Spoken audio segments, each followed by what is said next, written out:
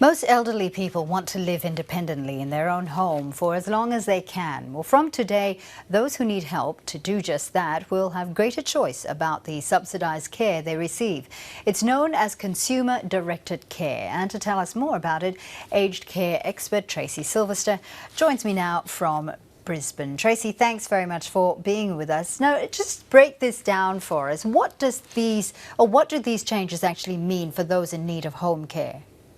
What it means, Fauziah, is that for the first time consumers have actually got choice over which provider that they have, certainly what sort of services they get within their package of care, and then how they might use the package funds to receive the care that they need. Historically, what's happened with these care packages is that the packages have actually been allocated to the provider, such as Envigor, which is the company I work for, and pretty much the providers have decided who might receive a package and the sorts of services that that person might receive. As of today, consumers are in charge of what services they receive with these packages. All right, but now that the client has the freedom to change home care providers, it still means that in some cases they may still have to go on a waiting list, won't they? That's exactly right, and there is a waiting list. As of today, there is a national waiting list. I'm not quite sure what that will mean. I think that will be it'll be a little bit of a while before we work out what that means. Although it is known that at any given time up until now around the country there have been a number of these care packages that have been unfilled for all sorts of reasons, demand, providers maybe not filling them in a timely manner. So the reality is that we would hope that as of today there will be not a net increase in the number of packages available, but definitely a freeing up of those packages that perhaps historically haven't been filled. And how would you currently rate private home care providers in terms of meeting their clients' needs? Look, I think that the private home care market in Australia is still developing. We have a very, very strong not-for-profit church-based sector in this country, which has done a fabulous job over a really long time. These reforms that have been introduced today will allow new players into the market and will create probably some competition so that consumers will be able to shop around for value for money from their package and actually get the care that they need when they need it, rather than perhaps, which is what's sometimes happening, is a lot of fees and charges to support quite significant corporate overheads in some cases. Tracey, just take us through some of the areas that you see private home care providers needing to improve on.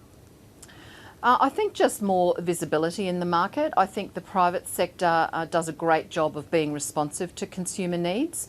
I think that because if you're running a private business in the bit of the same way, if you're running a shop or any other consumer-driven business, you actually have to be responsive to what your consumers want or your customers want, otherwise they won't come back. And so I think that private home care providers are very good at being responsive.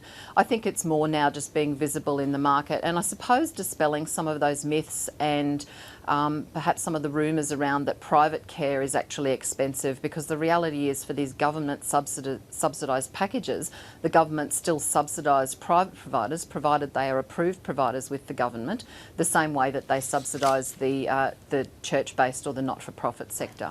Well, Tracey, keeping these changes in mind, what sort of advice would you give to families or to individuals who are looking to engage the services of a private home care provider?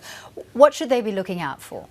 I think that regardless of whether it's a private provider or a not-for-profit or a public provider, they should be looking for what value sits in the package. So shopping around for a provider who can provide care when they want it. So if their mother or father or they themselves has been used to having a shower in the morning, then finding a provider who will actually do that for them at the time they want it, not having to sit around all day waiting for somebody to come and help them have a shower. The other thing is that we hear from consumers is they really like to know that they're going to have consistency of carer. Old people are very vulnerable, they're often living alone, and they don't like the thought of having a different carer coming to their house every time they need a service. So a provider who can try and guarantee as much as possible some consistency of carer, be it maybe 2 or 3 carers who actually knows that person really well and knows what their care needs are. And then the final thing is what the fees and charges are. One of the things that we've noticed in the last 2 years since the first round of these changes were implemented is that the variability with what providers charge for case management and administration and other fees, such as exit fees and establishment fees in some cases, vary significantly.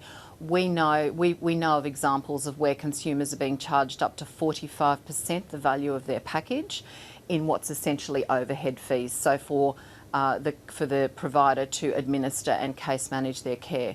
We don't think that that's acceptable.